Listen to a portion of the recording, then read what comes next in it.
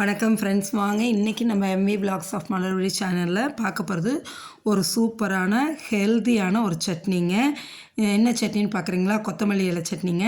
இந்த இதில் வந்து நிறைய பெனிஃபிட்ஸ் இருக்குங்க. விட்டமின் சி, ஏ இதுமாரி நிறைய இரும்புச்சத்து எல்லாமே இருக்குங்க. விட்டமின் சி வந்து நோய் எதிர்ப்பு சக்தியை கொடுக்கக்கூடியது.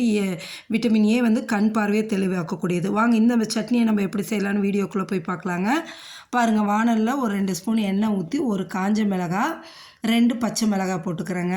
பச்சை மிளகாய் முழுசாக போட்டால் வெடிக்குங்க, அதனால் நறுக்கி போட்டுக்கலாம், இல்லாட்டி கீரி போட்டுக்கலாங்க. இதை போட்டு நல்லா வதக்குங்க. பச்சை மிளகாயும் வரமிளகாயும் கலந்து போடும்போது அந்த டேஸ்ட்டு நல்லாயிருக்கும், அது ஒரு டேஸ்ட்டாக இருக்குங்க.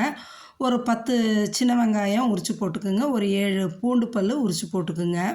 இதோட நல்லா 1 இன்ச்சு துண்டுக்கு இஞ்சியை வந்து தோல் சீவி நறுக்கி போட்டுக்குங்க. அதையும் நல்லா கிளறி விடுங்க. நல்லா இதெல்லாம் வதங்கி வரட்டுங்க. பொறுமையாக இந்த வெங்காயம், இஞ்சி, பூண்டு, மிளகாய் இதெல்லாம் நல்லா வதங்கி வரணுங்க. இப்போ இந்த கொத்தமல்லி வந்துட்டு நார்மலாகவே நம்ம வீட்டு சமையலில் கொத்தமல்லி இல்லாமல் வேலையாகாதுங்க.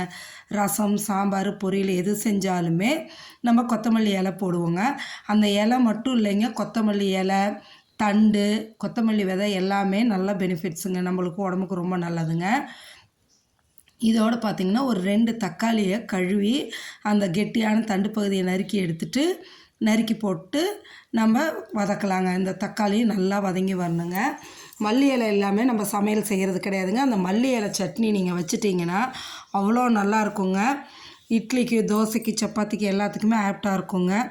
இந்த சட்னிக்கு தேவையான அளவு உப்பும் போட்டுட்டு வதக்குங்க. அப்போ சீக்கிரம் நல்லா வதங்கி வந்துடுங்க. இப்போ இதை வந்து நாங்கள் வந்து கெட்டியாக துவையல் மாரி அரைச்சிட்டிங்கன்னா கொஞ்சம் கடலைப்பருப்பு, உளுத்தம்பருப்பு போட்டு அரைச்சி தக்காளியை மட்டும் நிறுத்திட்டு கடலைப்பருப்பு, உளுத்தம்பருப்பு போட்டு அரைச்சி கெட்டியாக அரைச்சி எடுத்திங்கன்னா துவையல் மாதிரி ஆகிடுங்க.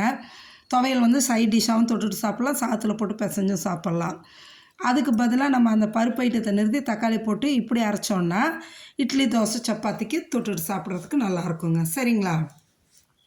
பாருங்கள், இப்போ எல்லாம் வதங்கி வந்துருச்சு. நல்லா கொத்தமல்லி தலை வந்து கழுவி எடுத்து வச்சுருந்ததை எடுத்து போட்டாச்சுங்க. முழுசாக தண்டு அந்த வேர் பகுதியை மட்டும் எடுத்துகிட்டு மீதி எல்லாமே நான் போட்டிருக்கேங்க. இதேமாரி போட்டு செய்யுங்க, அவ்வளோ டேஸ்ட்டாக இருக்குங்க. நல்லா வதக்கிக்குங்க. இதில் வந்து கொஞ்சோண்டு புளி போட்டுக்குங்க. புளியும் போட்டு அரைக்கும் போது இன்னும் நல்லாயிருக்குங்க டேஸ்ட்டு. சரிங்களா? நல்லா வதக்கி எடுங்க. அந்த இலை வந்து நல்லா வதங்கி வரணும். அந்த அளவுக்கு நம்ம ஃபுல்லாக வதக்கி எடுத்துட்டு பாருங்கள், வதக்கினதுக்கப்புறம் எந்த அளவு வந்துருச்சுன்னு. இந்த அளவு புளி போட்டால் போதுங்க. இப்போ இதை நல்லா வதக்கி ஆற வச்சு நம்ம மிக்ஸி ஜாரில் போட்டு அரைச்சி எடுத்துட்டோன்னு வைங்களேன், அவ்வளோ சூப்பராக இருக்குங்க.